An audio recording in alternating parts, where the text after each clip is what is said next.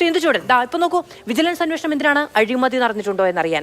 അഴിമതി നടന്നിട്ടുണ്ടോ എന്നറിയാൻ, അല്ലെങ്കിൽ ആരാണ് കൊണ്ടുപോയത് എന്ന് അറിയാൻ നമുക്ക് അന്വേഷണമാകാം. പക്ഷെ കൊണ്ടുപോയി അല്ലെങ്കിൽ നഷ്ടപ്പെട്ടു എന്നത് സംബന്ധിച്ച് കൃത്യമായി കോടതി തന്നെ പറഞ്ഞു വെക്കുന്നുണ്ടല്ലോ. അത് അന്ന് അന്വേഷിക്കാതിരുന്ന ആ ഉത്തരവാദിത്ത രാഹിത്യത്തിന് ആര് മറുപടി പറയും?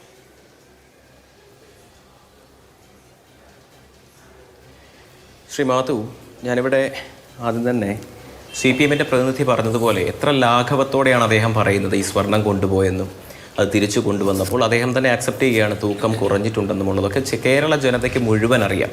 പക്ഷെ അദ്ദേഹത്തിന് മാത്രം അറിയില്ല എന്ന് പറയുന്നത് വളരെ നമ്മളെ കൊണ്ടൊന്നും അക്സെപ്റ്റ് ചെയ്യാൻ പറ്റാത്തൊരു കാര്യമാണ്. ഇന്ന് കേരളത്തിൽ ഒരു വലിയ പുണ്യപുരാതനമായിട്ടുള്ളൊരു ഭൂമിയിൽ നിന്ന് ദ്വാരപാലകരുടെ അല്ലെങ്കിൽ ആ പ്രതിഷ്ഠയെ സ്വർണം പൂശുവാൻ വേണ്ടിയോ അല്ലെങ്കിൽ അതിൻ്റെ ക്രയവിക്രയങ്ങൾക്കായിട്ട് കൊണ്ടുപോവുക, തിരിച്ചു കൊണ്ടുവരുമ്പോൾ ആ സ്വർണത്തിൻ്റെ അളവിൽ തന്നെ മാറ്റം വരുത്തുക എന്ന് പറയുന്നത് എത്ര ലാഘവത്തോടെയാണ് CPIM-ൻ്റെ പ്രതിനിധി ഇവിടെ പറഞ്ഞു വെക്കുന്നത്.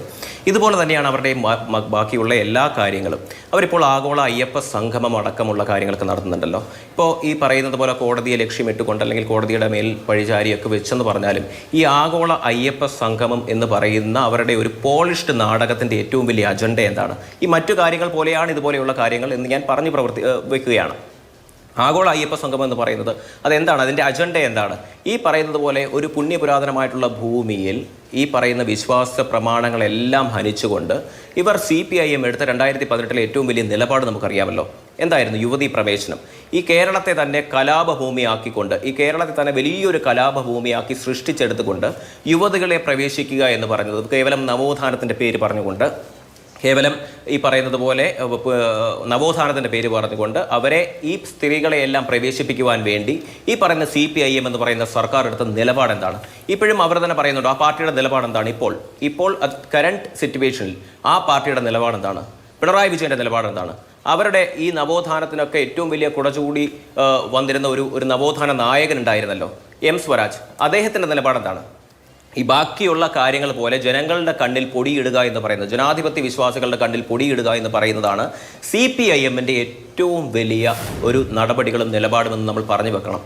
പുണ്യപുരാതനമായിട്ടുള്ളൊരു ഭൂമിയിൽ ശബരിമലയിൽ യുവതികളെ പ്രവേശിപ്പിക്കുക, അല്ലെങ്കിൽ ഈ പറയുന്നത് പോലെ എന്ത് സ്വീകാര്യതയാണ് ഇവിടുത്തെ ജനങ്ങൾക്ക് കൊടുക്കുന്നത്, ജനാധിപത്യ വിശ്വാസികൾക്ക് കൊടുക്കുന്നത്? ഈ പറയുന്നത് പോലെ അവിടെ സ്ത്രീകളെ പ്രവേശിപ്പിച്ചുകൊണ്ട്, സ്ത്രീകളെ കയറ്റിക്കൊണ്ട് ഇവരൊരു കലാപഭൂമിയാക്കി സൃഷ്ടിച്ചെടുത്തു. ഇനിയും അതെല്ലാം പോട്ടെ, ഈ ഹൈന്ദവ ഒരുപാട് സമൂഹങ്ങൾ, ഒരുപാട് ആളുകൾ, മതമുള്ള, ജാതിയുള്ള, ഒരുപാട് ആളുകൾ ഞാനൊരു വിശ്വാസിയാണ്.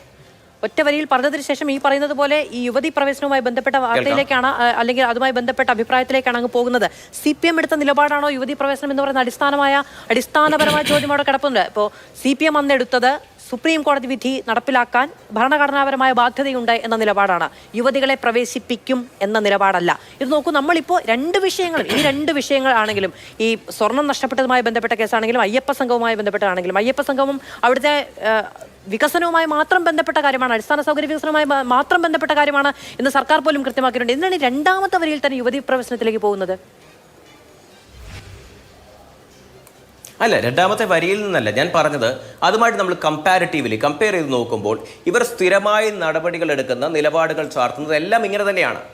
ഇപ്പോൾ ദ്വാരപാലകരെ കൊണ്ടുപോയി സ്വർണം അവിടെ ഇല്ല എന്ന് പറയുന്നതുമായി ബന്ധപ്പെട്ട് ഇവർ എന്തെല്ലാം കാര്യങ്ങളാണ് ഇപ്പോൾ പറയുന്നത്, എന്തെല്ലാം കണക്ടിവിറ്റിയാണ് ഇവർ ചെയ്യുന്നത്, എന്തെല്ലാം കാര്യങ്ങളാണ് ഇവർ ഉന്നയിക്കുന്നത്. അതുപോലെ തന്നെയാണ് ബാക്കിയുള്ള ഇവരുടെ പോളിഷ്ഡ് ആയിട്ടുള്ള എല്ലാ നാടകങ്ങളും.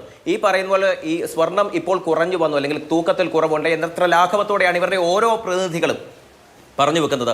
CPIM-ൻ്റെ ഒരു പൊറോട്ട് നാടകം എന്ന് പറയുന്നത് ഇതുപോലെയാണ്. എന്ത് നമ്മൾ ഉന്നയിച്ചാലും, എന്തെല്ലാം കള്ളത്തരങ്ങൾ വന്നാലും, എന്തെല്ലാം പൊള്ളത്തരങ്ങൾ വന്നാലും അതിനെയെല്ലാം ജനാധിപത്യ വിശ്വാസികൾക്ക് മുന്നിൽ വളരെ പോളിഷ്ഡ് ആയിട്ട് അവർ സ്റ്റേറ്റ്മെൻറ്റ് ഇറക്കുക. ആ സ്റ്റേറ്റ്മെൻറ്റിൽ അവർ വൗച്ച് ചെയ്തുകൊണ്ട് തന്നെ അവർ ജനങ്ങളുടെ കണ്ണിൽ പൊടിയിടുക എന്നുള്ളതാണ് ഞാൻ ഉദ്ദേശിച്ചത്. ഈ പറയുന്ന പോലെ ബാക്കിയുള്ള വിഷയങ്ങളെല്ലാം തന്നെ ഈ പറയുന്ന പോലെ സ്വർണത്തിൽ തൂക്കം കുറഞ്ഞതാണെങ്കിലും, യുവതി പ്രവേശനമാണെങ്കിലും, ആചാരങ്ങളും അനുഷ്ഠാനങ്ങളും വിശ്വാസ പ്രമാണങ്ങളും എല്ലാം തകർത്തെറിഞ്ഞതാണെങ്കിലും, ഇതുപോലെയുള്ള എല്ലാ കാര്യങ്ങളും CPIM-ൻ്റെ ഈ പ്രസ്ഥാനത്തിന് ഒരേ ഒരു നിലപാടേ ഉള്ളൂ. അത് ജനാധിപത്യ വിശ്വാസികളുടെ മുന്നിൽ അതെങ്ങനെയെങ്കിലും ഒരു നാടകം കളിച്ച് അതിനെയെല്ലാം പൊള്ളയാക്കുക എന്നുള്ളതാണ് ഞാൻ ഉദ്ദേശിച്ചത്. ശരി.